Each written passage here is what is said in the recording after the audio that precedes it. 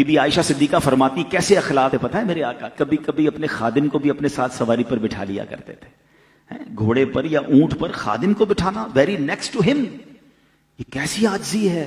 क्या हमारी driving seat के बराबर में कभी हम अपने किसी इंप्लॉय को बिठाते हैं? क्या हम कभी खाने की टेबल पर, दस्तरखान पर किसी अपने मुलाजिम को बिठाना पसंद करते हैं? गौर कीजिए, वो अल्लाह के हबीब हैं जिनके दरबार में हाजिरी को फरिश्ते तरस रहे हैं, और वो अपने खादिम को सवारी पर साथ बिठा रहे हैं, कभी उनके साथ खाना खा रहे हैं, कभी उनके घर जा रहे हैं। अल्लाह अकबर।